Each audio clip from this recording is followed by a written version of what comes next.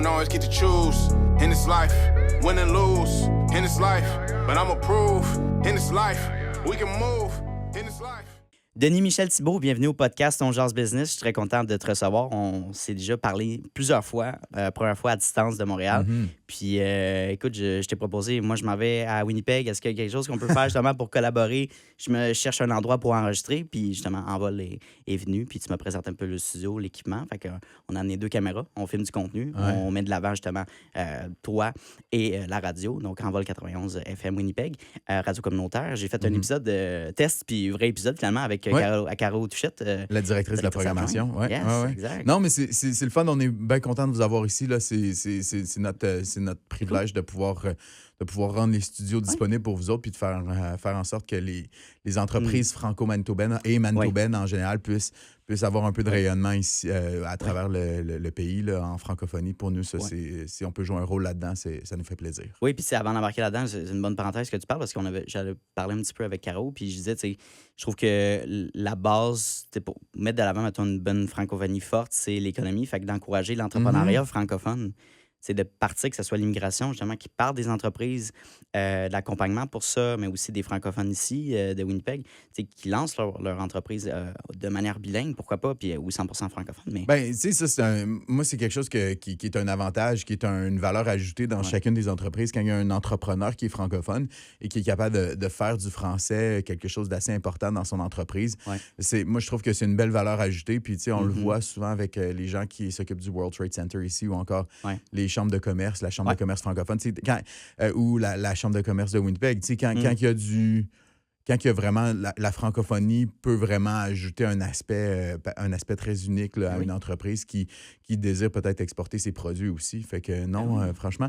Puis il y a des puis là, je veux pas dévier non plus c'est parfait, ton sujet, c'est parfait. mais il y a ce qui est le fun aussi, c'est que le gouvernement, en ce moment, le gouvernement qui est en place a vraiment un désir puis il y a une intention en ce moment de rendre la province officiellement bilingue. Ce serait la deuxième, si le gouvernement y arrive, ce serait officiellement la 2e province bilingue au Canada après le Nouveau-Brunswick. Incroyable. Donc, il y a encore beaucoup de choses à traverser, beaucoup d'étapes à franchir, mais s'ils sont vraiment capables d'y arriver et d'accomplir ça, ce serait franchement énorme pour la province du Manitoba, pour les entrepreneurs franco-manitobains, pour la francophonie en général, de pouvoir compter sur cet aspect-là. Puis vraiment, là, ça ne deviendra plus juste une valeur ajoutée, ça va devenir pratiquement essentiel de parler français. Je pense que oui. Parce que c'est une communauté qui est en croissance. Parce que, bon, on avait eu malheureusement des commentaires négatifs de Denise Bombardier il y a plusieurs années. Qui disait le contraire. Qui est tellement pas bien fondé. Quand tu arrives ici, tu vois une réalité qui est complètement différente. C'est pas vrai. Je pense que... puis je veux pas revenir sur les propos de Mme Bombardier, moi, ce que je vois ici, c'est pas ça. Je vois une communauté qui est très dynamique, qui est très vibrante, qui a beaucoup d'ambition. C'est vrai.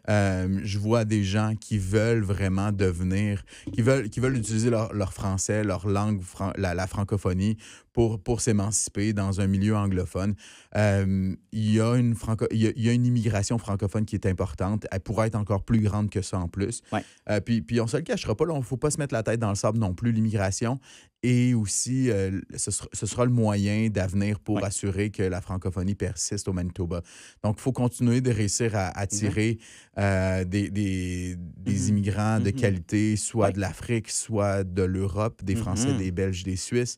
Si on est capable de continuer à offrir des situations gagnantes à ces gens-là pour venir ici, tu sais, le meilleur exemple, c'est des gens qui sont entrepreneurs dans leur pays, qui arrivent ici, qui veulent ouvrir une pâtisserie, je pense...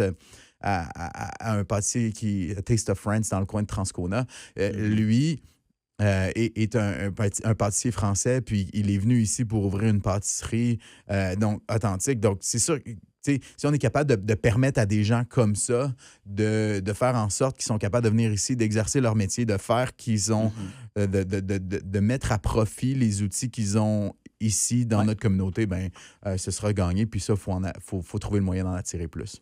Oui, 100%. Est-ce que tu dirais que une partie de la mission de Radio Envol 91, c'est de faire ça ou d'encourager ça? À 100%. OK. Si on n'avait pas ça... Écoute, moi, une grande partie de mon équipe est issue de l'immigration. Donc, Envol, oui, on est là pour partager les histoires de la communauté, mais on est aussi là, on est un employeur dans la communauté.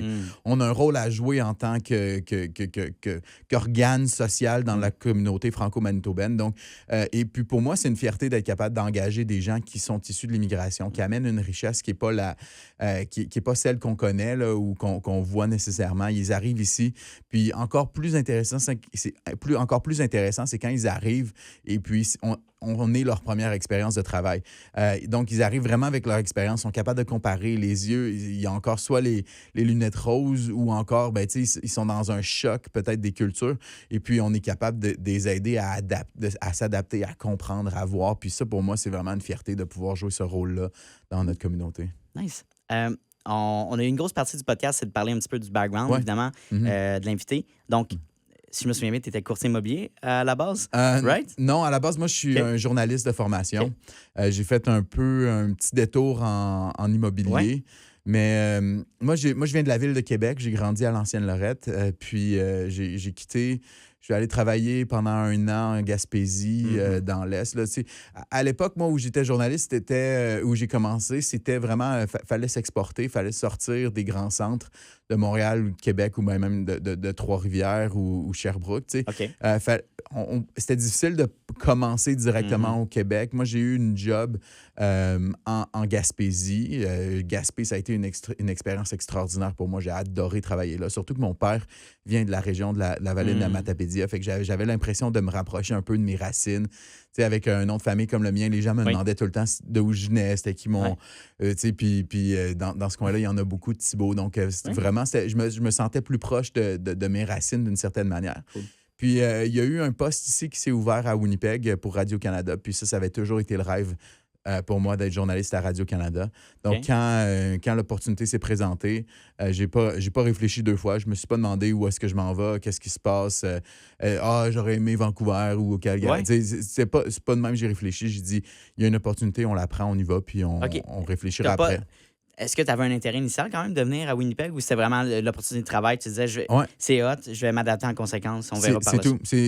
C'est exactement ça. Moi, je m'étais dit, au début, je me disais, je vais rester 2-3 ans. Dans le pire, c'était un contrat de 3 mois pour commencer. Au pire, je ferai mes 3 mois, puis on regardera après, on verra, puis il va y avoir d'autres opportunités qui vont se présenter. Puis, je suis arrivé ici. Pas longtemps après, j'ai eu une permanence et puis les choses se sont mises à débouler pour moi à ce moment-là. J'ai pu toucher à peu près à n'importe quoi. Là. J'ai fait les 3 médias, là, radio, télé, web. J'ai fait de la télévision nationale. J'ai fait des sports. J'ai fait de la politique. J'ai vraiment touché à tous les sujets, tout ce que j'aimais, tout ce qui m'intéressait, j'ai pu le faire. Il n'y a pas grand-chose. C'est sûr qu'il y a toujours un agenda. Là, il y a un bureau d'affectation qui va décider où on s'en va, puis il y a des grandes priorités par rapport aux journées. Mais de manière générale, quand tu amènes une idée qui est bien construite, qui va dans la direction de ce qu'on veut parler de manière générale, ils ne disent pas vraiment non. Fait que, il était vraiment intéressé par des idées, puis c'était vraiment... Ça a été le fun. On a pu toucher à plein d'affaires. Moi, une des plus belles histoires que j'ai couvertes, c'était celle du procès. Ça a été un procès hyper médiatisé. C'était celui du présumé tueur de Tina Fontaine. Ça, c'est une histoire qui avait fait beaucoup parler au niveau national. C'était arrivé, ils ont retrouvé le corps d'une jeune fille autochtone. Elle avait 15 ans à l'époque où elle a été tuée. Ici, dans la rivière pas loin, elle était enveloppée dans une couette de lit. Puis ça avait fait couler beaucoup d'encre parce qu'on avait je pense pour la première fois, on mettait un nom sur un visage de femmes et de filles autochtones assassinées ou disparues. Puis là, c'était pas vraiment la première fois, mais comme dans l'œil du public, on mettait enfin comme un nom, un visage, une identité. C'était une jeune fille qui avait vraiment toute sa vie devant elle. Puis ça avait vraiment fait parler. Puis quelques années plus tard, après une grande opération policière, ils ont finalement accusé quelqu'un. Il y a eu un procès. Puis ça a été le procès de cette personne-là que j'ai suivi. Puis pourquoi c'est important? C'est parce que la découverte du corps de Tina Fontaine, son meurtre, a été un peu la bougie d'allumage qui a amené la Commission Vérité et Réconciliation. la commission sur les femmes autochtones assassinées et disparues. Mm. Puis vraiment, le Canada, à ce moment-là, on changeait aussi de gouvernement, de premier ministre. Justin Trudeau rentrait en fonction. Il y avait vraiment un angle qui a été mis sur la réconciliation avec les peuples autochtones.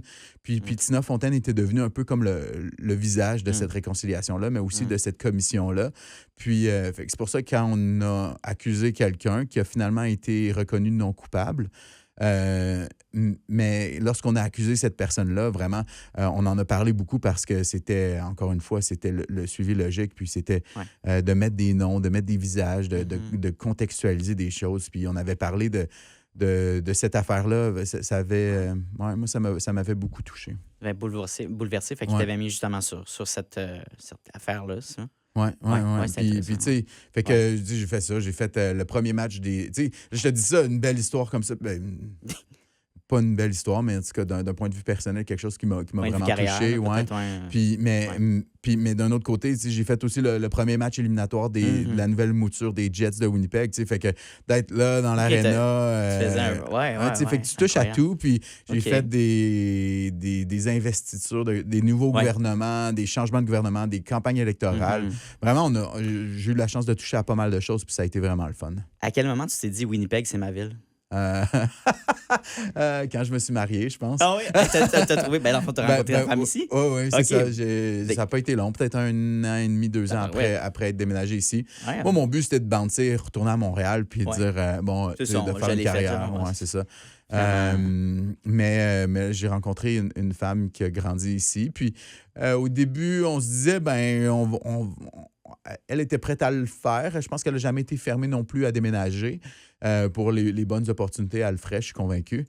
Mais de fil en aiguille, c'est chez nous. Puis là, il y a 4 ans, on a eu une petite fille.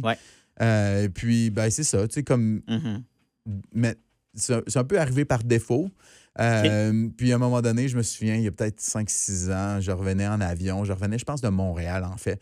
Puis je revenais, puis là, j'atterris. Puis là, j'ai fait « Ah, enfin à la maison ». Puis ça m'a frappé.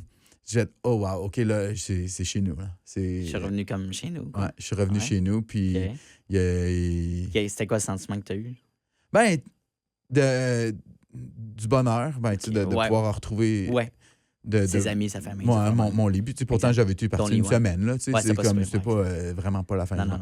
Puis, mais juste ce sentiment-là de me dire, c'est chez nous, là. Je suis bien ici, puis c'est dans mes affaires, puis je me reconnais de plus en plus. Puis vraiment, c'est quand j'ai quitté Radio-Canada que là, j'ai commencé à m'impliquer sérieusement dans la communauté francophone.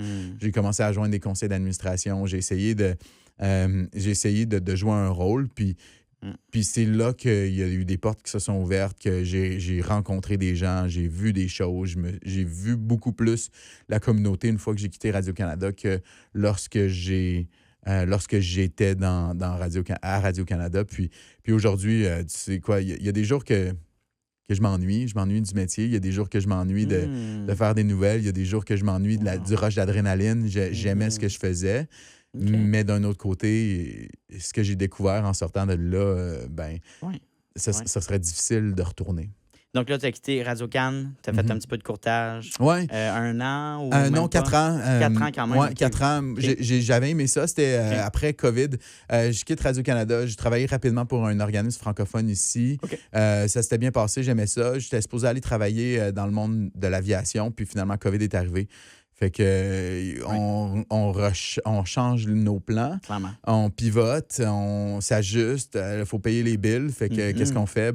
Je suis bon avec les gens, j'aime les gens, je crée des contacts facilement. C'est quelque chose que je suis curieux de nature, c'est quelque chose qui m'anime beaucoup, là, la relation avec les gens. Ouais. Puis, fait que je me dis, bon, qu'est-ce que je peux faire avec une barrière d'entrée assez basse, puis qui me permet d'être bien rémunéré. Bien rémunéré, le style de vie était super bon. Puis l'immobilier s'est présenté un peu comme comme par la porte en arrière. Là. C'est ma femme qui dit, hey, t'as-tu déjà réfléchi à ça? Puis je dis, je sais pas. Puis, des fois, c'est ça, hein, la vie. Moi, tu cognes à des portes. Moi, je pense que la vie, c'est pour faire une image un peu. Oui. C'est un long corridor, puis tu cognes à des portes. Des fois, la porte s'ouvre, tu regardes, tu dis non, c'est pas pour moi. Des fois, tu cognes, la porte s'ouvre, tu rentres, tu dis OK, c'est le fun ici. Tu fais un peu de temps dans cette pièce-là, tu ressors, puis tu continues ton chemin jusqu'à temps que tu cognes à d'autres portes, puis jusqu'à temps qu'il y ait des portes qui s'ouvrent. Ouais. Puis c'est un peu ça, je pense, la vie pour moi. Il y a beaucoup de portes, c'est un grand corridor, puis il y a beaucoup de choses à expérimenter. Wow. Puis là, je cognais à cette porte-là, puis ça l'a ouvert, puis il y a eu une invitation, les choses se sont faites naturellement, ça s'est bien passé, les choses puis un peu comme pour me dire, t'es à la bonne place. La journée où j'ai fait ma première vente de maison, ça a été la journée où ma femme a accouché de ma fille. Oh, wow! Fait que c'était comme... Ouais, c'est ça, c'était comme pour me dire, ça va bien aller, Oui. je te promets, ça va bien aller, t'inquiète pas. Puis... Wow.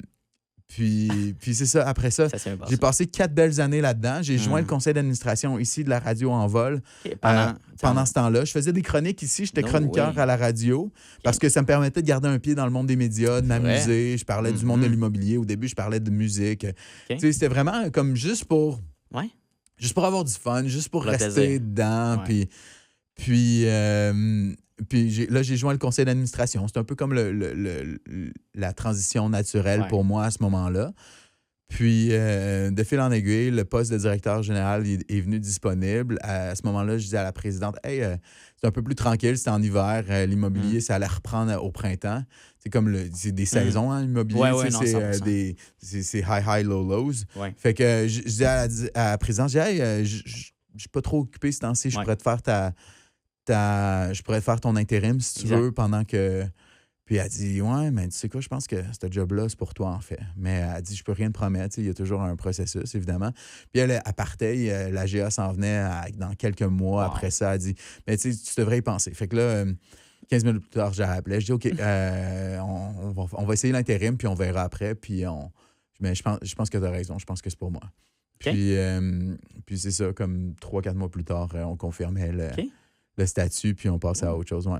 Qu'est-ce que... Bon, juste pour revenir sur le courtage immobilier, c'est quand tu travaillais là, justement, tu étais sous quelle bannière? Remax. Remax. C'est quoi la réalité immobilière ici? Un petit peu, tu sais, c'est sûr que ça fait un petit bout, là, mais par rapport à ça, comme est-ce que c'était plus anglophone, j'imagine, peut-être, le marché? Oui, beaucoup. Tu n'as pas été courtier au Québec, là, mais je veux dire, mettons, se lancer comme courtier, quelqu'un qui nous écoute, là, qui serait intéressé peut-être à exporter ses services ou juste aller essayer une autre province. C'est quoi la réalité de se lancer en courtage ici? Ici, puis ça, c'est mon conseil peut-être pour tout le monde, c'est que tu n'as pas le droit tu peux prendre une journée de congé, mais il faut que tu fasses le travail. Il faut que tu sois là, il faut que tu fasses les appels, il faut que tu lances tes emails. Tu sois tout le temps présent. Faut que tu sois tout le temps présent. Puis tu sais, t'as pas... Oui... il y a des statistiques, là, puis ça a probablement changé depuis, mais il y a des statistiques qui disent que si tu ne retournes pas les appels ou les courriels dans un délai genre de moins de 15 minutes, le chiffre il est aberrant. Genre, je pense que c'est même moins de 10 minutes. Les risques de voir cette personne-là quitter puis aller vers un autre agent augmentent. Sont très, très hauts. Fait que ce que tu veux, là, c'est vraiment d'être disponible. À un moment donné aussi, c'est sûr qu'il y a une question de santé mentale puis de disponibilité, puis à un moment donné, c'est juste pas possible. Mais je pense que la leçon dans ça, c'est ce qu'il faut retenir surtout, c'est que si tu ne mets pas les efforts, puis si tu ne travailles pas à tous les jours, tu sais, moi, ce que je faisais, c'est que j'allais au gym, puis après ça, je rentrais au bureau, puis pendant 2 heures, je faisais des téléphones puis des courriels. Puis ça, c'était ma routine du lundi au dimanche. Il n'y avait pas de jour de repos. Puis il y a des journées où j'avais pas de rendez-vous. Fait que, après ça, on pouvait toujours envoyer une couple de courriels. Puis à midi, là, si tu n'as pas de rendez-vous, puis une année, tu as fait 10 appels, puis 25 courriels, à un moment donné, il y a toujours des limites dans ce que tu peux faire aussi. Va jouer au golf, là, c'est correct. Mais à un moment donné, mais c'est qu'il faut que tu le fasses. Tu n'as pas le droit de...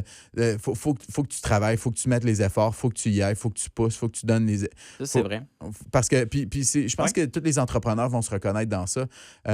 C'est qu'à un moment donné, les clients, là, ils sont là, OK? Les clients sont là, mais ils ne viendront pas à toi comme ça par magie, juste en claquant des doigts. Il faut que tu ailles les chercher. Comment tu as bâti cette clientèle-là? Au début, je suis quand même curieux, là, parce que tu as un bon background entrepreneurial. Tu sais, justement, courtage, c'est un domaine qui est assez concurrentiel. Fait que, comment tu as fait pour aller chercher tes premiers? Moi, j'avais joint une équipe. Ça avait Smart. été... moi, c'était la manière, je me disais, sais, ma conjointe est anglophone, moi, je suis francophone. Oui, je suis impliqué dans la communauté, mais veux pas, tu sais, ça reste une fraction, tu sais, c'est 5 de la francophone, de la population qui est francophone. Fait que, tu sais, ça reste que tu peux pas te bâtir juste là-dessus. Mais moi, je pensais qu'en joignant une équipe, ça avait été pour moi le moyen d'apprendre aussi de quelqu'un qui a beaucoup d'expérience, de voir aller. Tous les trucs du métier, moi, je les ai appris de lui. C'est lui qui m'a montré comment faire, là, tu sais, dans le fond. Puis c'était un des meilleurs de la ville, à mon avis. Puis c'était pour ça que je voulais le joindre son équipe. C'était justement pour aller chercher tous les trucs. Fait que moi, c'est un conseil que j'ai. C'est sûr que si t'es dans une ville dans laquelle tu as grandi, tu as un réseau, tu as été au secondaire. C'est sûr que ça aide. Écoute, appelle tout le monde, contacte tout le monde, vas-y, puis il faut que tu te mouilles. Puis faut pas avoir peur de se faire dire non. Ça, c'est la première chose, parce que on va se faire dire non 25 fois avant de se faire dire oui. On va se faire dire non 100 fois même avant de se faire dire oui. Honnêtement, là, je pense que tu as un taux d'à peu près 10 des gens à qui tu parles qui te disent oui. Faut que tu viennes à l'aise avec le non, en fait. Ouais. Puis faut que ça même. Ouais, faut que tu sois super à l'aise avec ça. Puis si t'es pas à l'aise à te faire rejeter, c'est pas le métier pour toi. Non, c'est exactement ça. Porte-toi pas en affaires, prends un job au gouvernement, puis tu vas être heureux. Puis ça, mais c'est pas moins bon, mais c'est parce que ça dépend du profil de la personne. T'sais, c'est ça. Moi, je n'en mange de l'adrénaline. Je pourrais pas faire autrement. J'ai besoin de ça, sinon je pense que je me mangerais de l'intérieur. Mais ouais, il faut être un petit... Mais autrement, quelqu'un qui a besoin de plus de stabilité, qui peut-être aussi qui valorise moins sa carrière et plus sa famille, ou plus, mettons, ses hobbies, ben c'est un succès en soi aussi. Je parle souvent de la question du succès, selon toi, c'est quoi? Ben, ça va dépendre de la personne, carrément. Oui, c'est ça. En commençant, tu te fais dire non bien plus souvent. Puis, tu sais, comme t'es qui, toi, dans le fond? Il y a beaucoup de ça jusqu'à. Hein? Non, oui, c'est ça. Puis, tu sais, fait que tu sais, faut que tu sois à l'aise avec ça. Fait que le conseil, moi, je te dirais, c'est fait, vas-y, parle aux gens, parle-leur, dis-leur ce que t'as. Puis, n'aie pas peur de te faire dire non. Puis, dans le pire qui va arriver, c'est quoi? Ben, tu vas faire virer bord, mais that's it. Tu passes au prochain, là. Ah, c'est ça, exact. T'sais, pour vrai, là, puis tu sais, c'est même pas... c'est différents types de prospection, mais j'ai parlé avec des gens justement qui font de la prospection aux portes, là, ça, c'est top. Ça, j'ai beaucoup d'admiration. Ça, moi, je pourrais pas. J'ai dit, même téléphone, mais tu sais, mettons, genre, j'ai mon max, fait qu'il m'a cogné aux portes parce que tu peux te dire, tu peux pas pogner quelqu'un qui est vraiment en... puis tu pognes son bat, tu dis, toi, tu t'en vas de mon terrain, puis tu sais, je veux plus te revoir, puis ou clagne la porte d'en face. Fait que, tu sais, tout est possible, mais ouais, il faut avoir une certaine habileté sociale pour dire OK, au prochain. Tu sais, c'est comme, faut pas que ça t'affecte, sinon ça finira plus. Moi, quand il y a quelqu'un qui cogne à ma porte, puis là, il part son speech, puis là, je fais « Oh, wow, il est bon, lui. » Mais j'ai pas besoin de son service. Des fois, j'ai juste le goût de l'acheter. Parce que, tu sais, je sais c'est quoi le coût pour cette personne-là d'être là devant moi, à ma porte, puis j'ai le goût de ça. Ah, man, j'ai le goût de l'acheter, mais j'en ai pas besoin. Mais en même temps... Tu veux être gentil, apprécié, puis tu sais c'est quoi. Oui, c'est ça. Je suis d'accord avec toi. Non, c'est à 110 % Fait que là, bref, on a parlé du segment entrepreneur. Fait que là, tu as dit, OK, j'ai le poste de directeur général. Je suis comme, OK, je saute là-dessus. Finalement, tu as dit, hey, c'est fait pour moi. Tu tombé en amour. Mais pourquoi vouloir justement switcher je dirais, du domaine de l'immobilier vers le communautaire? Voyez pour ça. C'est une bonne question. C'est sûr que pour moi, ce job-là, ça comblait à peu près ça touchait à peu près les deux domaines de ma vie. OK. Les communications et l'entrepreneuriat. Il y a un côté très, très entrepreneur dans ce qu'on fait. Puis je pense que... puis peut-être que tu as déjà parlé avec un de mes collègues ici, une des personnes de la communauté, Joël Martine, a une vision très, très similaire aussi du côté communautaire. C'est que si tu n'as pas cet aspect-là entrepreneur, il n'y aura jamais moyen de faire grandir l'entreprise que tu es mandaté de gérer. La différence entre, par exemple, toi qui es propriétaire de ton entreprise et moi ici, c'est que moi, je ne suis pas propriétaire. On a les deux le mandat de gérer cette entreprise-là et de la grandir.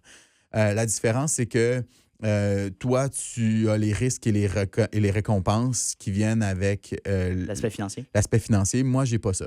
Exact. Cependant, j'ai quand même le mandat de grandir l'entreprise pour les stakeholders, appelons-les les actionnaires, là, c'est pas le Ouais. mot, là, mais parce que nos membres sont nos, entre guillemets, propriétaires de Oui. notre entreprise. Donc, Exact. tout le monde peut devenir un membre. Parce que vous êtes une OBNL. On est une OBNL. Donc, C'est tout le monde peut devenir un membre d'Envol tant que tu respectes 3 ou 4 règlements qui sont dans nos statuts et règlements. Mais si tu les respectes, tu peux devenir un membre d'Envol et avoir droit de vote au moment de notre AGA Ah, c'est fun. et prendre des décisions et même devenir un membre du conseil d'administration de la radio. Donc, et moi, pour qui je travaille, il y a toujours cette tu sais, toi, d'un côté, étant donné que c'est ton entreprise, j'utilise toi parce que tu es en face Non, de non, moi, là, mais les entrepreneurs Oui. propriétaires Oui. ont. Dans le fond, je travaille pour eux. Tes décisions, tu les Ouais. prends pour toi. Puis à un moment 100%. donné, c'est toi qui. C'est moi qui décide. Ouais. Ou quel- comme le gros bout du bâton. I Ouais, guess, ouais, c'est qui ça. prend les Ouais, c'est ça. décisions, C'est là. ça. Ouais, ouais. Moi, un défi, une couche qui s'ajoute au défi dans ça, c'est que il faut plaire au conseil d'administration qui a Ouais. un aspect, Ouais. qui a une responsabilité légale envers l'entreprise. Mhm. Les stakeholders, les actionnaires, les membres de la radio, qui eux autres aussi, à qui on doit rendre des comptes. Ouais. Il y a des bailleurs de fonds, des différents paliers de gouvernement, des commanditaires, des gens qui achètent ici. Donc, on doit rendre... Et finalement, les employés. On a des comptes à rendre à tous ces Tout le gens-là. monde. Puis Faut que ça passe par toutes ces personnes-là. Et Mhm. donc, peut-être le développement de projets innovants peut être plus difficile. Plus lourd, peut-être? Non, ben oui, puis Ok. non. Tu sais, puis c'est là que l'aspect vente, pour moi, m'aide beaucoup. C'est que Ah, ok, ben, faut le le verbaliser, faut vendre le verbaliser. projet, mais tu sais, il faut Oui. pas juste le vendre à la personne qui veut mettre de l'argent dedans. Il faut le vendre à tout le monde. Puis, tu sais, Ouais, puis à un moment donné, aussi, un projet qui fait du bon sens, c'est un projet qui fait du bon sens. Tu n'as pas besoin de justifier. le justifier tant que ça. Tu sais, c'est comme, hey man, on investit 5 piastres, on fait 10 piastres. Ouais, un plus un égale deux, un peu. Là. Ouais, c'est ça. C'est qu'à un moment donné, tu sais, OK, c'est logique. Tu sais, il n'y a pas tant de... C'est quoi les risques? Eux, le conseil d'administration, c'est ça, leur responsabilité, c'est de gérer les risques. Mhm. Puis là, tu leur arrives, tu dis, on fait 5 piastres, on met 5 piastres, on fait 10 piastres. Ouais. Puis le risque est de, je sais pas, sur 10, 4. Ouais. Ah, OK. Ah, ben c'est bon, on est capable de vivre avec ça. Go, vas-y, fais-le. Ouais. Puis après ça, Oui. eux, ils me disent, OK, vas-y, t'as notre accord là-dessus, puis lance-toi. Puis après ça, tu mets en place les choses nécessaires, les actions nécessaires pour accomplir le projet. Donc, Oui.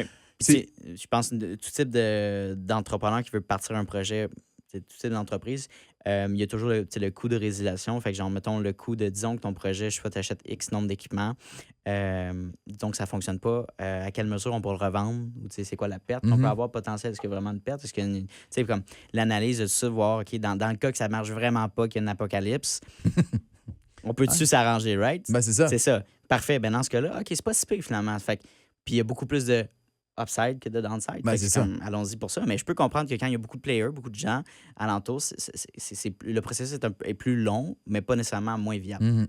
C'est exactement Ouais. ça. Il y a un peu plus d'étapes à franchir C'est ça. avant d'y arriver, mais un bon projet, c'est un bon projet. reste Puis ça. ça, Ça n'enlèvera rien. non, ça n'enlèvera rien. Fait que, puis c'est aussi ça qui est important d'avoir un bon... C'est pour ça que c'est important d'avoir un bon conseil d'administration parce que tu es capable... Des gens qui... une bonne balance, des gens un peu plus j'imagine. prudents, des gens un peu plus gamblers. Ouais. Puis on est capable d'avoir des discussions, des gens qui vont être capables de... Moi j'aime ça me faire challenger, j'aime ça me faire pousser un peu, j'aime ça me faire Ça a du dire... sens, hein? T'as-tu pensé à ça? T'as-tu Ouais. regardé cet angle-là? Fait que pour moi, ça fait partie de mon ADN. Là. Ouais. J'aime ça être sorti de ma zone de confort. Des fois, c'est frustrant, puis des fois, tu te dis... Oui, j'ai pensé, oui, j'ai vu, oui, c'est bon, écoute, c'est sous contrôle, mais c'est aussi leur job. Fait que faut pas... Tu veux dire de te faire questionner, des fois, il faut que tu mettes ton ego à part. oui, mais puis tu sais, te faut dire, pas le prendre personnel.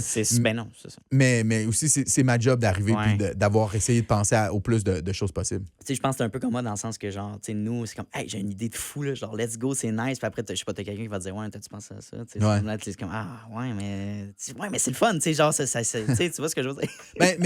mais oui, c'est vrai parce que puis je suis convaincu que tu es comme ça toi aussi, Ouais. ambitieux. Oui, c'est ça. Puis souvent, je veux pas dire qu'il faut me ramener sur terre, là, c'est pas nécessairement ça, mais des fois, les gens vont dire ouais, mais attends une minute, tu sais, comme puis des fois mes idées se rendent même pas au conseil d'administration parce que bon, j'ai des gens autour de moi en qui j'ai confiance, à qui je en qui je vais confier, par exemple, mes idées, puis je vais essayer de les éprouver, puis je vais voir, tu sais, je vais Exact. voir, j'appelle ça jouer au tennis ou jouer au Ouais. ping-pong, là, tu sais, je veux avoir un échange avec quelqu'un là-dessus, sortir de ma tête un peu, voir est-ce que cette idée-là a du bon sens, est-ce que ça se tient debout, challenge-moi, montre-moi que c'est quoi les points faibles de cette idée-là, tu sais, j'ai comme 4 ou 5 personnes comme ça dans ma vie que je suis capable de... qui savent des fois avec qui j'ai le droit de rêver, mettons. Puis avec qui ils savent que quand je fais des affaires comme ça, on va prendre une bière, là, puis là, ils font « Ouais, mais attends une minute, regarde ça, puis regarde ça. » Puis là, je fais « Ah, ouais, dans le fond, c'est pas une si bonne idée que ça, laisse faire. Ouais. » Puis... Exact. Mais tu sais, ça, c'est vraiment là, petite parenthèse, parce que, tu sais, Yvan, que tu connais, il m'aménage chez lui, puis on a toujours ces discussions-là de genre, hey, parfait, tu veux faire telle chose, mais t'as-tu pensé à telle chose? Genre, c'est quoi l'implication de ça? C'est comme, ah ouais, attends, c'est un bon. Tu sais, juste de jaser avec des gens peut-être qui comprennent un peu plus ou, tu sais, qui amènent une autre perspective. C'est comme, ouais, ça peut juste améliorer puis proposer d'autres choses pour un projet. Là. Fait que, tu sais, moi, j'appelle ça un conseil de sage. Là, dans mon conseil de sage, il y a des gens qui sont... Il y a des gens de tous les milieux, dans le fond. Il y a des gens dans le monde de l'enseignement qui sont beaucoup plus... Tu sais, j'ai un ami qui est dans le monde de l'enseignement beaucoup plus conservateur dans ses manières de faire. Tu sais, c'est pas quelqu'un de... C'est pas quelqu'un de carriériste ambitieux, mais tu sais, il y a une vision plus conservatrice des choses. J'ai un ami qui est entrepreneur, qui est un peu plus gambler, puis lui, comme il va avoir plus un sens des affaires. J'ai des gens un peu plus dans le milieu du spectre de ça. Puis ça me permet d'aller chercher des... Tu sais, puis ce que j'aime le plus, c'est quand, mettons... les gens s'entendent pas. Puis là, il y a des gens qui disent hey, c'est la meilleure idée que tu as jamais eue. Puis il y a des gens qui font c'est la pire idée que tu as jamais eue. Là, je me dis, il y a vraiment quelque chose là à aller chercher parce que si ça plaît pas aux deux archétypes des extrêmes, ça veut dire qu'il y a quelque chose là-dedans où aller fouiller puis gratter. Puis, pour finir sur ce sujet-là, je pense que une bonne partie de notre audience, c'est des jeunes entrepreneurs. Fait que 18, 20, 30. Puis ce qui peut être difficile quand on a notre première expérience entrepreneuriale puis qu'on n'a pas prouvé aux autres, on n'a pas montré aux autres qu'on a réussi à bâtir telle chose. Puis là, tu dis, hey, j'ai un projet, je veux faire telle chose. Les gens autour de toi vont être un peu suspicieux puis vont dire, ouais, mais t'es qui pour faire ça? Genre, pourquoi tu prends autant de risques? Pourquoi tu sais.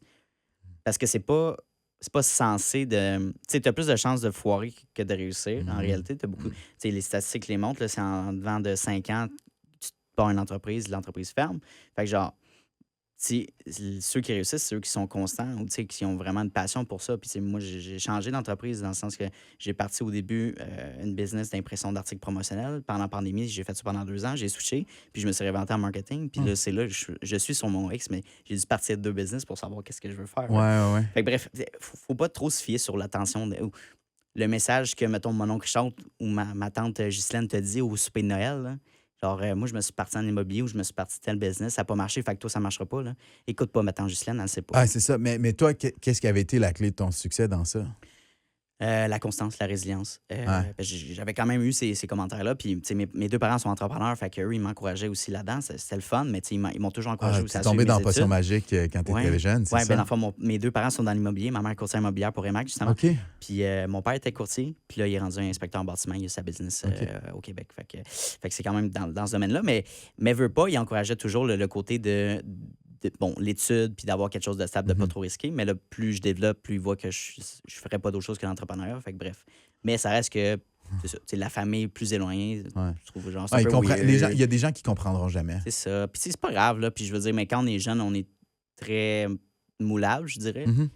Puis on peut peut-être suivre ces conseils de gens, ils disent, ils ont peut-être raison, finalement, peut-être ça vaut pas la peine, mais c'est comme, essayez-le. Je pense que tout le monde devrait essayer de se lancer en affaires. Juste l'essayer pour voir. Puis est-ce que c'est fait pour toi? Good. Même juste un side hustle. Tu sais, garde ta job, reste prof, garde ta job safe, puis garde ton salaire, mais essaye des choses, sors de ta zone de confort, va voir qu'est-ce que tu peux faire. Puis si c'est un side project, ça n'a pas besoin de faire beaucoup d'argent. Tu sais, puis si c'est juste un truc, un passion project, puis quelque chose que tu aimes parce que tu veux le faire, puis toi, dans le fond, c'est de faire des peu importe, là, c'est de faire des chandelles. Ben, fais des chandelles, même si tu n'es pas capable de vivre de ça, ben, si c'est ça qui t'amuse, fais-le parce que c'est ça qui va te faire. C'est ça qui fait battre notre cœur. Mais tu sais, c'est drôle, je veux juste rebondir sur une affaire que tu disais. Tu disais, tu as utilisé le mot détermination. Puis je trouve ça intéressant parce que c'est exactement ça. Tu sais, moi, avant de devenir courtier, je pense que je pense pas que j'étais quelqu'un de très travaillant. Je pense pas. Ouais. Ouais, non, je pense que j'avais une base. Là. Je pense que j'étais correct. Mais, Tu veux dire niveau ambition ou niveau. non, ambition, Ok. ambition Non, était ça, là, tu mais je l'avais. savais pas comment accomplir Ok, je comprends. mon ambition. Je savais pas c'était quoi le coût à payer pour Ouais. accomplir mes objectifs. Mhm. Puis quand j'étais en immobilier, puis en étant proche de cette personne-là qui m'a enseigné, en joignant l'équipe, qui m'a enseigné, j'ai découvert le mot détermination puis résilience.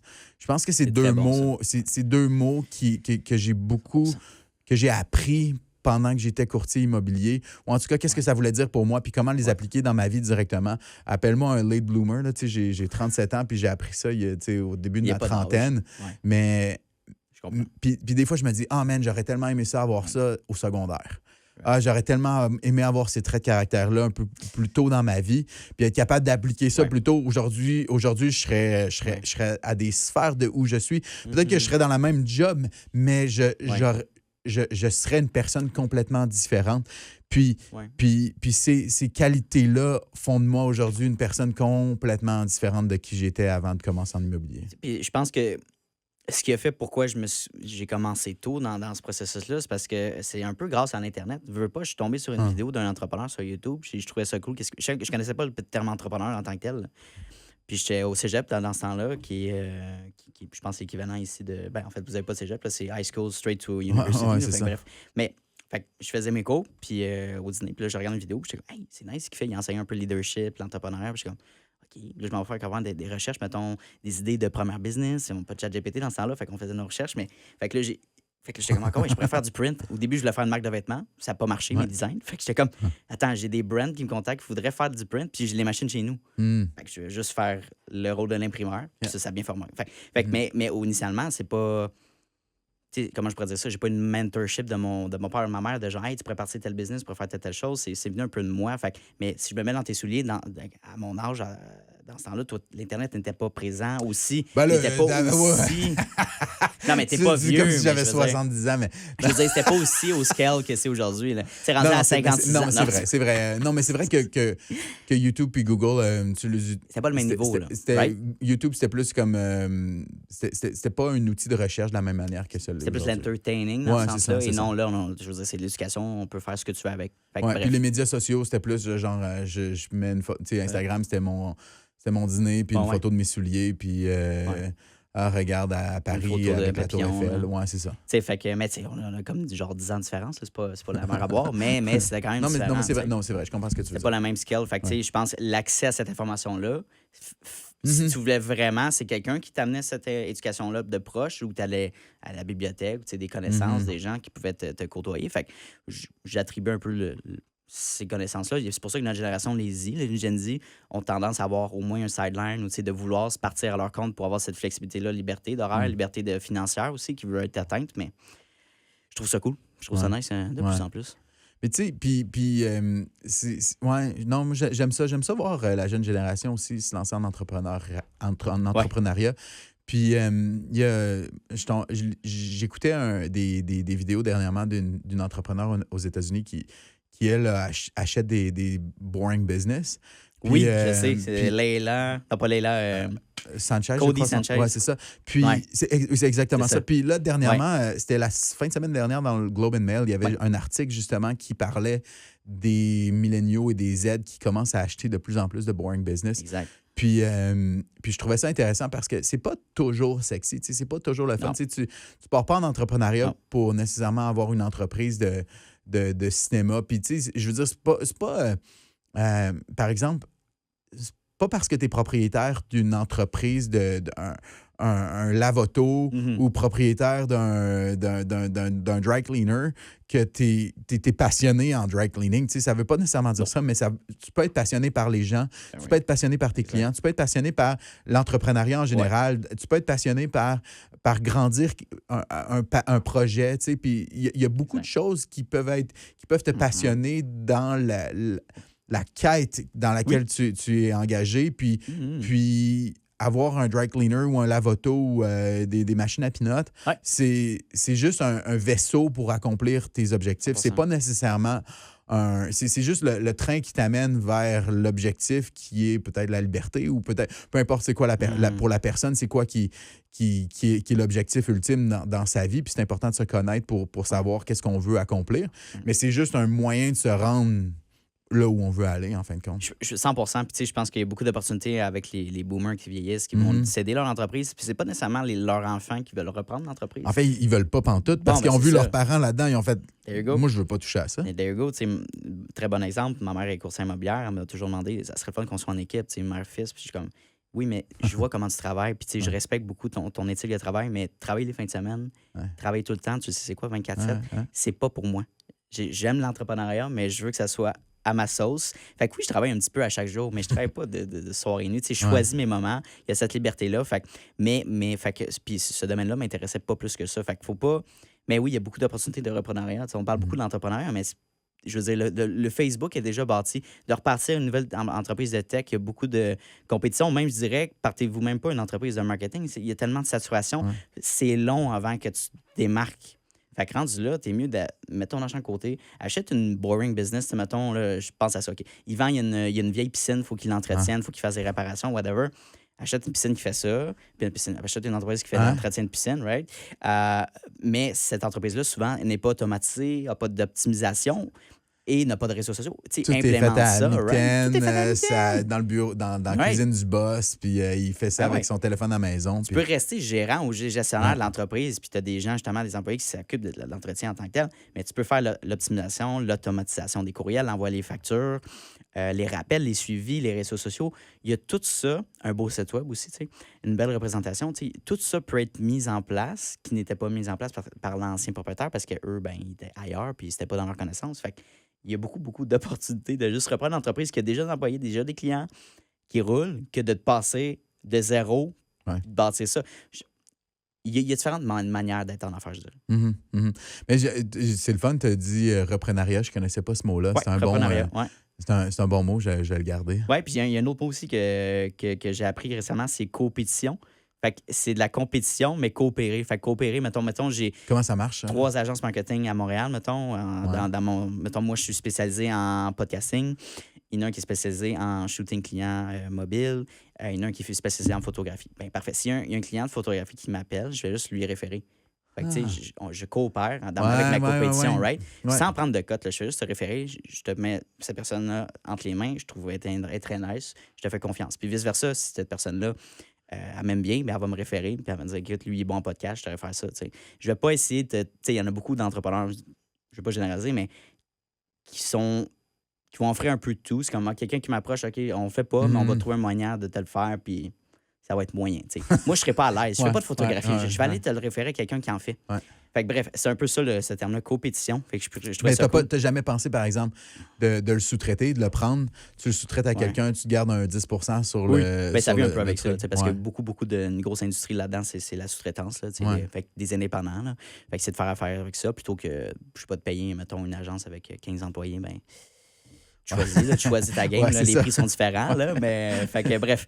Mais oui, il y a beaucoup d'opportunités en entrepreneuriat, je trouve que c'est cool. Puis si on touche encore la question d'entrepreneuriat, fait que pour un entrepreneur, disons qu'on prend un entrepreneur québécois qui a une entreprise au Québec, qui aimerait exporter ses services dans les autres provinces, disons qu'on prend Winnipeg, Manitoba, c'est quoi les opportunités réelles de s'implanter, d'avoir une L ici ou...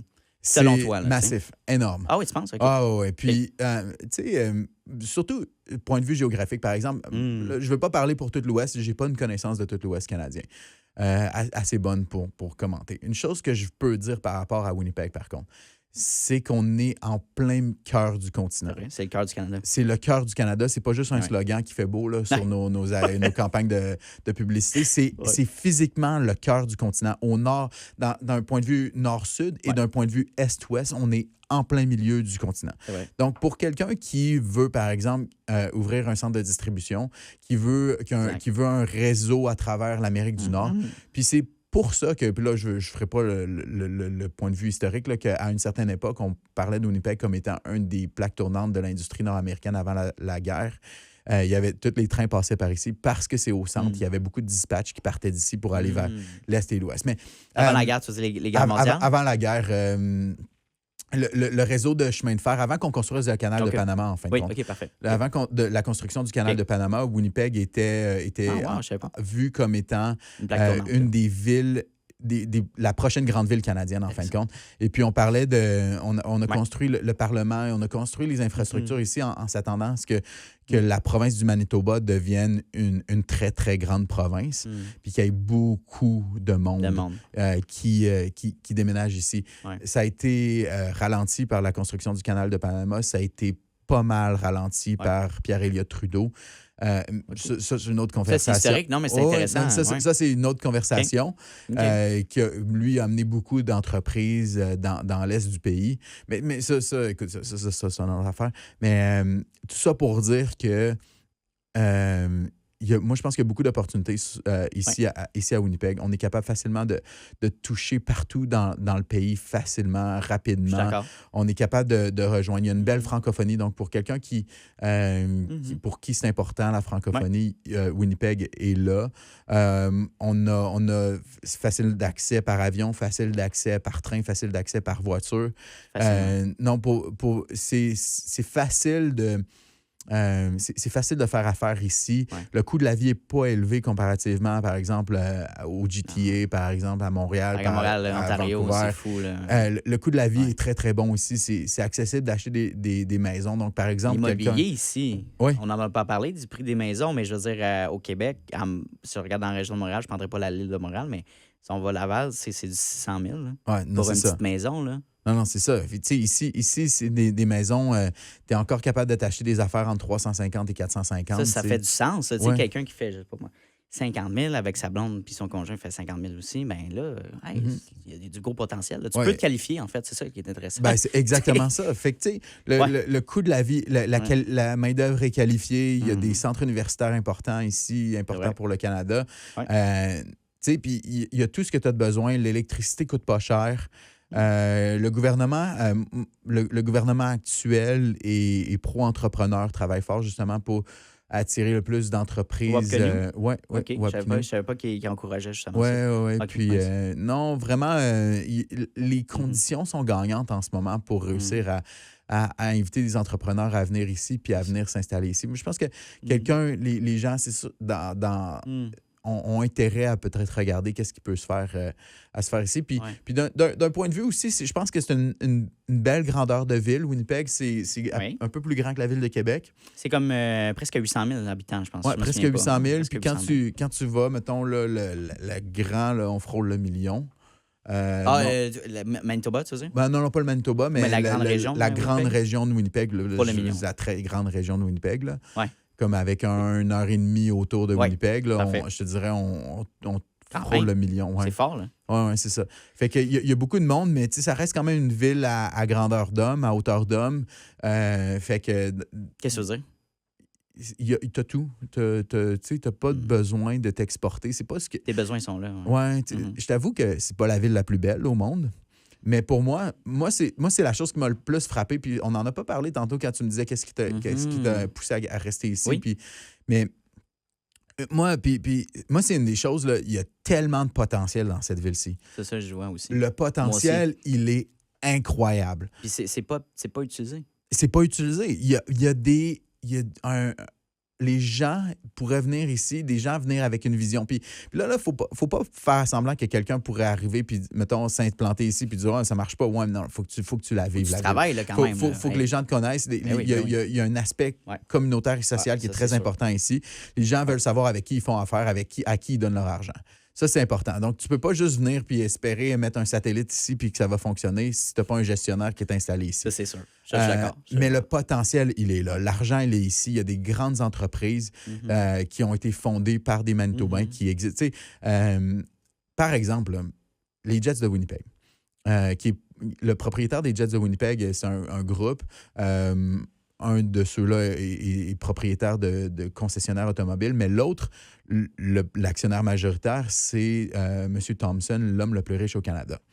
Donc, lorsqu'on parle qui habite à Toronto, le Thomson Reuters, ça appartient à David Thompson. Puis, lui, puis ce qu'ils sont en train de faire avec le centre-ville en ce moment, ils sont en train de complètement changer le centre-ville et de construire des bâtiments autour de l'aréna. Donc, il y a beaucoup de gens qui disent « Ah, les Jets vont peut-être partir. » Moi, j'y crois pas parce que les Jets, c'est ce qui amène les gens dans le centre-ville, surtout en hiver. Ouais. Et ils sont en train de donner de la valeur à des biens immobiliers autour de cette aréna-là. À partir du moment que l'équipe s'en va, ces biens immobiliers-là diminuent leur valeur et ne sont plus aussi attrayants aux investisseurs. Donc, ce que ça veut dire... Moi je crois que les Jets, c'est un peu comme ce qui amène les gens. Puis True North, l'entreprise qui est propriétaire des Jets, fait beaucoup plus dans l'immobilier que dans la gestion d'événements. Et puis, c'est là que leur croissance est.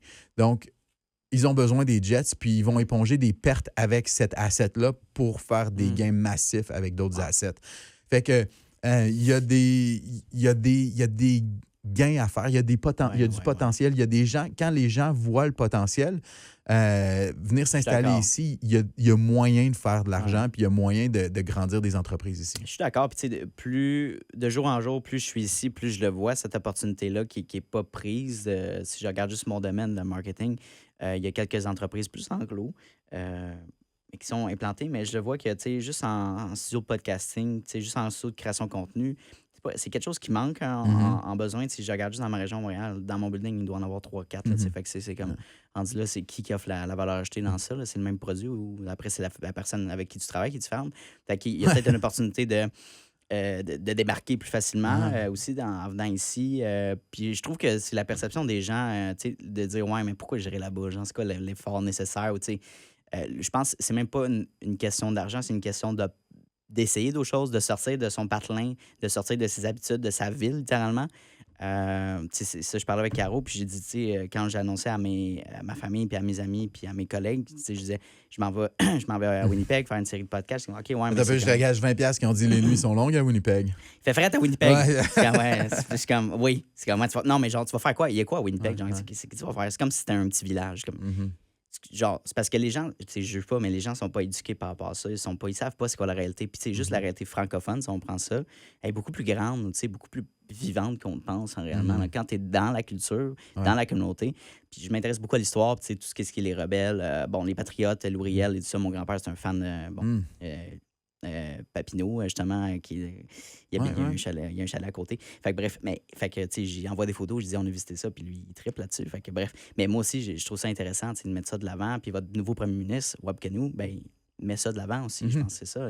C'est lui qui a mis de l'avant que Louis Riel, c'est le fondateur, justement, de Winnipeg, right? Il est reconnu un projet de loi qui a fait de Louis Riel le premier ministre de la province. Fort, puis ça. ce qu'il était, parce que, encore, ce qui est intéressant, puis ça, moi, je me pose des questions à propos de ça. Pourquoi est-ce que Louis Riel, aux yeux du gouvernement canadien, il est encore considéré comme un traître à la nation? Ici, au Manitoba, c'est le premier ministre du Manitoba. L'interprétation est complètement différente. Les gens ne connaissent pas la province. Les gens ont tendance à dire « Ouais, Winnipeg, c'est un petit marché, il n'y a pas tant... » Écoute, ils n'ont pas tort, mais en même temps, ça, c'est de s'arrêter juste à ce qui frappe les yeux. Parce qu'à partir du moment que tu vis la ville, de un, elle est de mieux en mieux. Moi, j'ai vu le changement. C'est plus l'opportunité de croissance. Oui. Fun aussi. Puis, tu sais, quand tu es un entrepreneur, c'est ce que tu veux aussi. Là, tu prendras pas une entreprise qui grandit pas. Tu veux grandir, tu veux faire un chiffre d'affaires, tu veux augmenter tes revenus, tu veux augmenter tes clients, tu veux augmenter tu grandis ou tu meurs, en fin de compte. C'est ça les affaires. Ou t'innoves, ou tu amènes ta formule. Si tu veux dire, oui, OK, si tu regardes juste les chiffres, logiquement, tu es établi à New York. Il y a plus de monde. C'est ça, mais dans ce cas-là... C'est parce que compétition, puis oui, tu as peut-être un bassin plus important de clientèle, mais l'aspect de démarcation, de différenciation, c'est watch out. Fait que non, je pense que, c'est plus beau aussi d'amener la possibilité de faire croître d'autres régions que juste comme les centres que tout le monde connaît, genre. Puis moi, ce qui m'anime beaucoup, c'est l'aspect francophone, c'est d'être capable d'être bilingue. Fait que oui, de partir une entreprise d'offrir un service bilingue, mettons, mais de mettre le français de l'avant ou de mettre peut-être un aspect entrepreneur francophone, de monter ça. Fait que je trouve qu'il y a beaucoup de choses qui peuvent être faites. Et puis, je parlais de ça pour finir sur le sujet de la francophonie, là, mais avec Caro, on est allé justement à Edmonton. Edmonton, excusez-moi, on est allé à Regina, à Saskatchewan, une ville de 200 000 habitants. Puis, de nos amis qui habite là, il m'a dit, tu sais, il y a des communautés francophones un peu dans n'importe quelle ville au Canada, mais c'est un petit peu plus en région, quand tu vas en Alberta puis en Saskatchewan. Mais il y en a, tu sais. Fait que c'est juste, on dirait que ces communautés-là, si on met le Québec à bord, ces communautés-là francophones sont individuelles dans leur coin, tu sais. J'ai l'impression qu'ils communiquent pas ensemble, il n'y a pas de projets qui sont liés ensemble. Puis je pense qu'une de mes missions de vie, ça serait peut-être de connecter ces gens-là ensemble puis de bâtir. En tout cas, je trouve qu'il y a quelque chose à faire qui n'est pas utilisé, je dirais. Il y a quelque chose à. Moi, je pense qu'il doit y avoir aussi une initiative des gouvernements dans ça. Clairement. Puis Ben oui. puis le gouvernement du Québec, je crois, a un rôle à jouer. Ce qui arrive, ce qui est difficile à faire comprendre au gouvernement québécois, c'est que à lui faire voir la valeur ajoutée de la francophonie. Parce que, veut pas, la francophonie canadienne, c'est 20 du Canada. Puis de ça, ben, il y en a un gros montant, un gros nombre qui est au Québec. Donc, le Québec a, si je ne me trompe pas, là, presque la moitié des francophones du pays. Donc, pour eux, ils se disent, c'est quoi notre avantage d'aller, d'être chumé avec le Manitoba, qui est un... qui a un petit... très, très peu de francophones.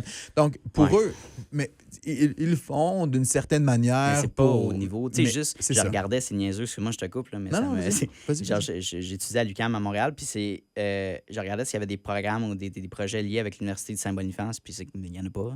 J'étais comme, ouais, mais ça me semble, tu sais, Franco, tu sais, je pense qu'il y a peut-être des trucs d'aller, des étudiants qui.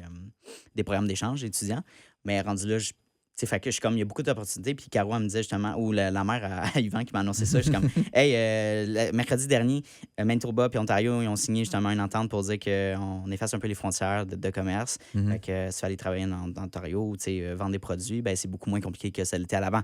Puis, mais c'est cette année, en 2025, là, genre, si c'était les années 90, j'aurais compris. Hein? Mais 2025, Big, ça arrive encore. Il y a encore ces frontières-là. La frontière ontarienne de Winnipeg, elle est à environ 1 heure et demie de voiture d'ici. Tu sais, puis il y a une grande partie des gens qui viennent consommer ici à Winnipeg, qui utilisent Winnipeg comme leur centre urbain. Puis c'est spécial que, ultimement, nous, on peut l'exportation de nos produits, l'exportation de nos matières premières, que de l'envoyer aux États-Unis, c'est plus facile. Ouais, c'est ça. C'est plus payant, I guess. C'est plus facile de l'envoyer dans le Dakota du Nord ou au Minnesota que de l'envoyer en Ontario, qui est à 1 heure. Ben, quoi que les deux sont à peu près à 1 heure et demie d'ici, là, mais pourquoi? Mais pourquoi? Tu sais... c'est un sujet intéressant puis important, je pense, là, mais tout ce qui se passe avec Trump, l'effet positif de ça, c'est que ça fait revivre je pense, le patriotisme canadien. Puis je pense que c'est la première fois dans l'histoire qu'un Québécois s'est senti canadien, pro-canadien. Je me mets là-dedans. Se sent plus canadien que québécois. Oui, ça, c'est mais gros, ça. autant que pro-québécois, mais pro-canadien aussi. Puis je pense, malheureusement, ça a pris un bonhomme orange pour mettre ça de l'avant. Puis c'est triste un peu de dire ça, mais au moins, il y a eu cet effet-là positif. Fait que là, prenons cette opportunité-là pour nous, encourageons le Canada, faut s'encourager, nous, parce qu'on ne peut pas se fier sur une économie de l'autre bord de la frontière, parce que, la preuve, ils peuvent nous couper. Puis nous, on est dans la merde en esti. Fait que, on peut-tu travailler ensemble puis développer des projets ensemble en province? Anyway, je pensais à ça, puis j'étais comme, ça fait pas de bon sens, c'est illogique pour moi. Puis c'est sûr qu'il y a peut-être des contextes économiques, politiques que je suis pas au courant, mais logiquement, ça ferait plus de sens de travailler je pense ensemble. que c'est ça. Je pense que ça prend des gens qui ont la vision, qui voient l'initiative, qui se disent, qui voient une valeur ajoutée de coopérer comme ça. Si on n'incite pas les gens à coopérer, si on n'invite pas les gens à le faire, puis si on leur fait pas comprendre qu'il y a de la valeur ajoutée, ça n'arrivera jamais. Parce que le Québec, il faut être conscient, le Québec peut très bien vivre indépendamment sans le Manitoba ou sans la francophonie manitobaine. Ceci étant dit, je pense que le Québec pourrait gagner à impliquer plus la francophonie manitobaine de plusieurs manières, plus que culturelle ou encore... Ou artisme, c'est ça. Qu'on met souvent de l'avant. Mais... Il y aurait des avantages, je pense, économiques à faire vivre des entreprises québécoises ici et vice-versa, des entreprises manitobaines au Québec. Il y a des marchés à collaborer. Puis au lieu de juste penser qu'on peut exporter nos artistes, par exemple, Daniel Lavoie, qui est un artiste dont les franco-manitobains sont très fiers, on pourrait aussi penser à exporter les Oui. produits, puis les services, puis les... Parce qu'il n'y a pas juste. Oui, il y a le gros côté culturel de la francophonie puis la langue, mais il y a le côté justement haute industrie entrepreneuriale qui est intéressant qu'on peut développer, Yeah, là, ça, yeah. c'est sûr. Non, faut voir, Faut faut voir le voir ça. ça. Ça prend quelqu'un qui a la vision de le faire. Puis... Oui, la vision, mais on dirait que c'est juste pas. Je comprends pas pourquoi il n'y a pas personne qui me propose ça. Peut-être que tout le monde se dit ça, genre, pourquoi il n'y a pas personne qui le fait, genre. Mais. Parce que c'est dur. Ouais, c'est pas parce que facile. c'est pas facile. Ouais. Puis c'est... Yeah. Yeah. Tellement intéressant. Mon cher, on est déjà à 1 heure. C'est fou. Wow. Ça a passé tellement vite. Écoute, je pose toujours une dernière question En fait, 2 dernières questions. On pourrait y aller pour ça. Fait qu'à 37 ans, ça serait quoi ta vision de succès? Ouh! Ah, man.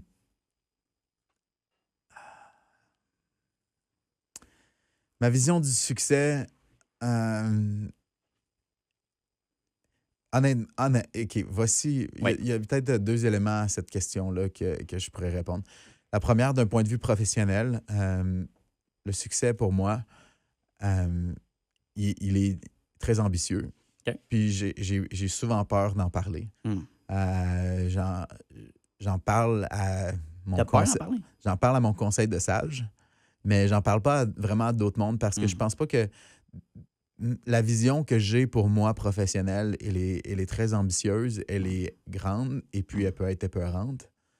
Je pense pas que tout le monde peut comprendre ça. Je pense pas que tout le monde peut voir ça. Puis je la chéris. Je fais attention à cette vision-là pour moi. Puis je me vois.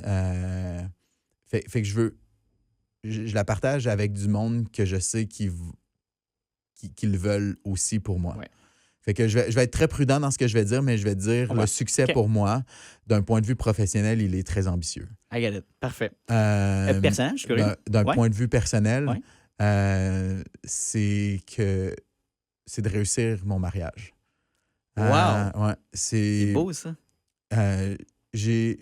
Mon point de vue professionnel, il est très ambitieux, mais je veux pas sacrifier sur l'autel de l'emploi ou de mon succès professionnel, mon mariage ou ma famille. Ça fait sens. Puis ça, c'est pas un prix que je suis prêt à payer. Ouais.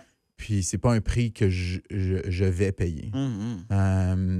C'est difficile, c'est pas facile, ça demande des sacrifices à tous les jours de ma part, de la part de ma conjointe, puis éventuellement de la part de ma fille. Là. Elle a juste 4 ans, elle peut pas vraiment le voir, là, mais à un moment donné, elle aussi, elle va avoir un prix à payer dans tout ça pour réussir, oui, à accomplir la vision ambitieuse. Mais d'un autre côté, si atteindre le sommet de cette vision ambitieuse-là me coûte mon mariage, ça ne vaudra pas la peine. Donc, Ça vaudra pas le coup. non. Non, ça, je suis d'accord.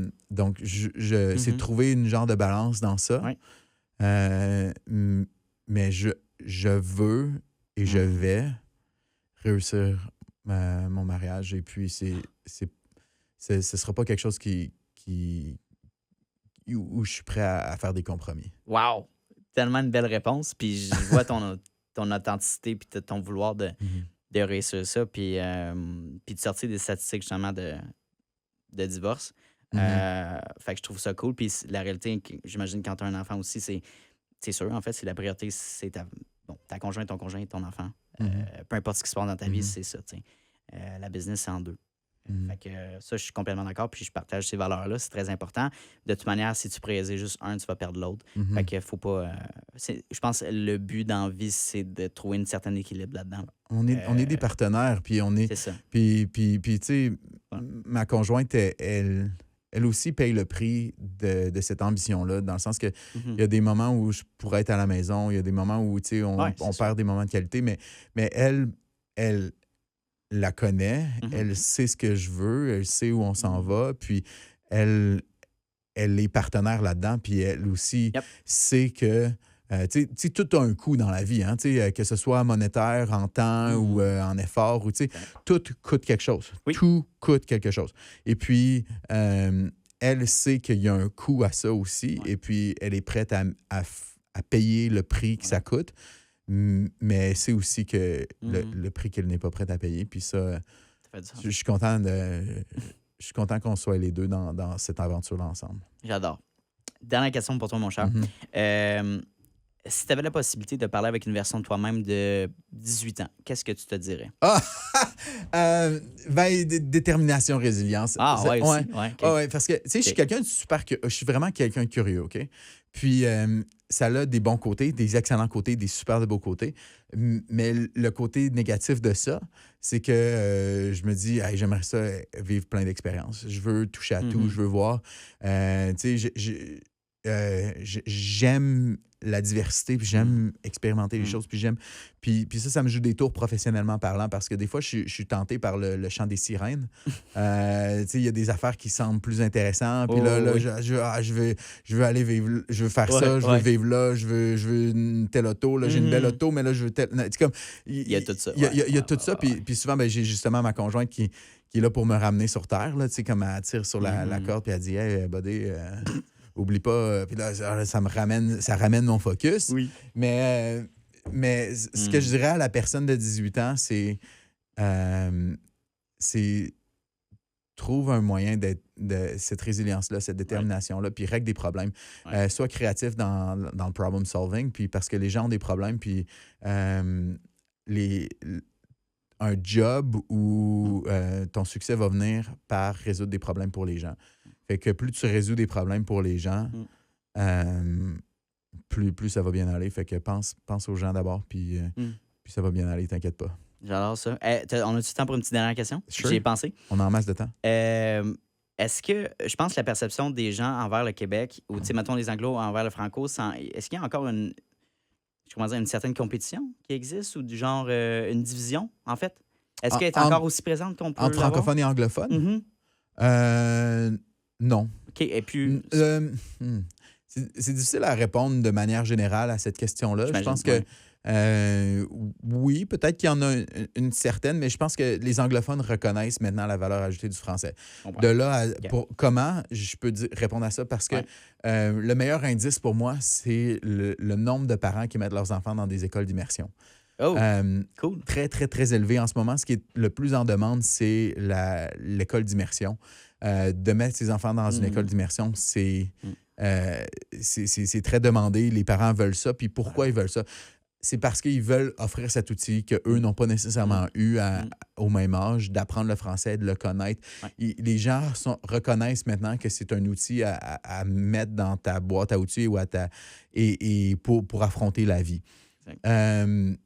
Donc, peut-être que de cette manière-là, oui, les gens voient maintenant, au lieu d'être en compétition, le voient plus comme une valeur ajoutée. Maintenant, concrètement, est-ce qu'ils laissent la place aux Français de la manière qu'ils devraient le faire? Tu sais, le meilleur exemple, là, c'est quand tu es en meeting d'affaires, tu sais, dans une entreprise, des grandes entreprises canadiennes, mettons Bell. Oui, mettons, oui. Quand tu es chez Bell, tu as 5 personnes autour d'une table, il y en a un qui parle en anglais, les 4 autres parlent français, le meeting va se faire en anglais. OK.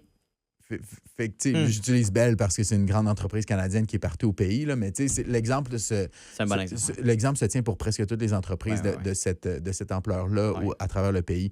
Donc maintenant, est-ce que les gens, je pense qu'ils pourraient faire un peu plus d'efforts pour reconnaître que on peut peut-être faire un peu plus de place aux Français dans le monde des affaires, dans la vie courante. On peut faire affaire en français aussi. Puis ça, il y a peut-être un peu plus de travail à faire à ce niveau-là. Il y a plus de cheminement de ce niveau-là, mais non, je pense que les gens voient la valeur ajoutée.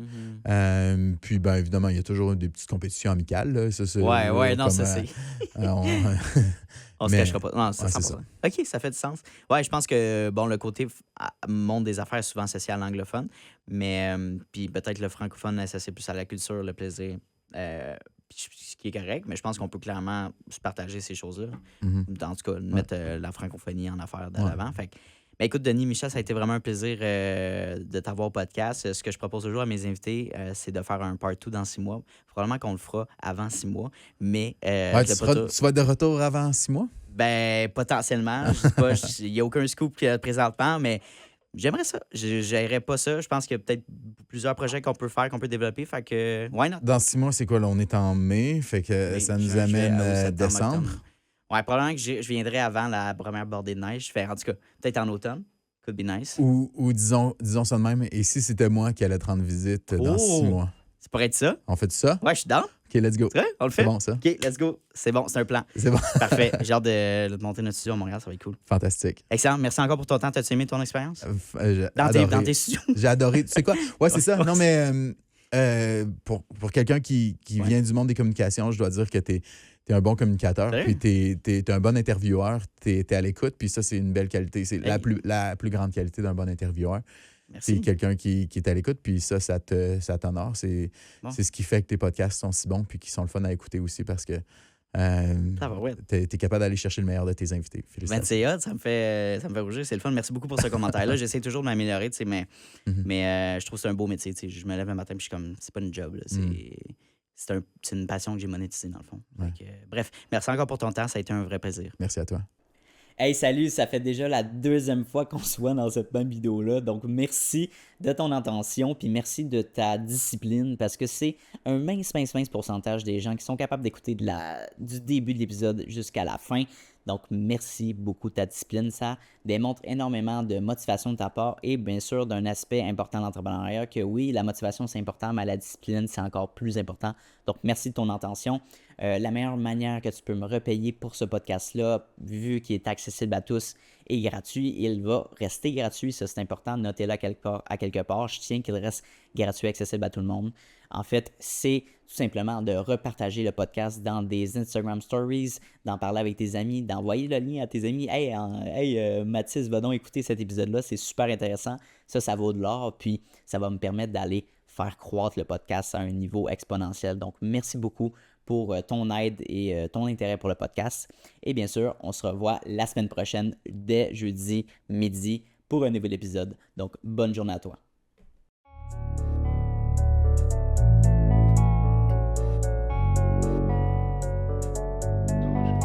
You don't always get to choose in this life, win and lose in this life.